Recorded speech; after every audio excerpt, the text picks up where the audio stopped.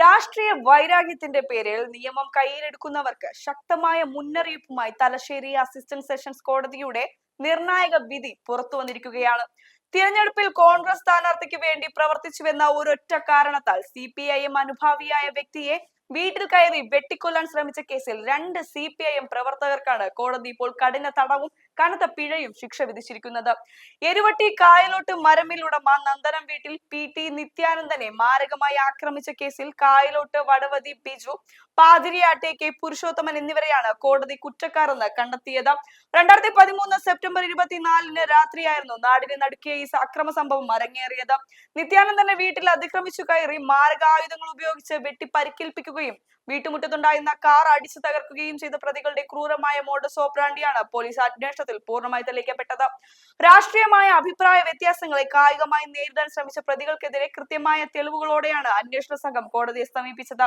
ഒരു ജനാധിപത്യ സമൂഹത്തിൽ ഇത്തരം രാഷ്ട്രീയ ആക്രമണങ്ങളും സഹിഷ്ണുതയില്ലായ്മയും സാധാരണക്കാരായ ജനങ്ങളുടെ സമാന ജീവിതത്തെയും പ്രാദേശിക സുരക്ഷയും എത്രത്തോളം ദോഷകരമായി ബാധിക്കുന്നു എന്നതിന്റെ നേർചിത്രമാണ് ഈ കേസ് വ്യക്തമാക്കുന്നത്. സ്വന്തം രാഷ്ട്രീയ നിലപാടുകൾ തുറന്നു പറയുന്നതിനോ തനിക്ക് ഇഷ്ടമുള്ള സ്ഥാനാർത്ഥിക്ക് വേണ്ടി പ്രവർത്തിക്കുന്നതിനോ ഉള്ള പൗരന്റെ സ്വാതന്ത്ര്യത്തിനു മേലുള്ള കടന്നുകയറ്റമാണിത്. ഇത്തരം ക്രിമിനൽ പ്രവർത്തനങ്ങൾ സമൂഹത്തിൽ ഭയചേതനം ഉണ്ടാക്കുന്നതിലെന്നാണ് കോടതി ഇതിൽ വിട്ടുവീഴ്ചയില്ലാത്ത നിലപാട് സ്വീകരിച്ചിരിക്കുന്നത്.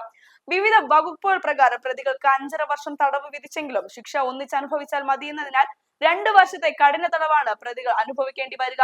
ഇതിനു പുറമെ 30,000 രൂപ പിഴയായും കോടതി വിധിച്ചിട്ടുണ്ട്. ഈ പിഴത്തുക ആക്രമണത്തിൽ പരിക്കേറ്റ നിത്യാനന്ദന് നൽകാനും പിഴ അടച്ചില്ലെങ്കിൽ 6 മാസം കൂടി അധിക തടവ് അനുഭവിക്കാനും അസിസ്റ്റന്റ് സെഷൻസ് ജഡ്ജി കൃഷ്ണൻകുട്ടി ഉത്തരവിട്ടു.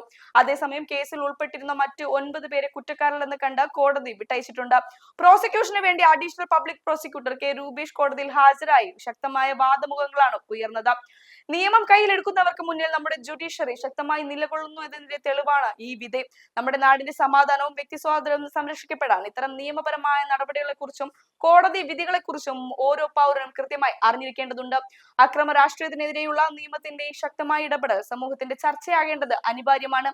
നിയമവാഴ്ചയെക്കുറിച്ചും പൊതുസുരക്ഷയെക്കുറിച്ചുമുള്ള ഈ സുപ്രധാന അന്വേഷണാത്മക റിപ്പോർട്ട് ഇപ്പോൾ തന്നെ പരമാവധി ആളുകളിലേക്ക് ഷെയർ ചെയ്ത് എത്തിക്കുക.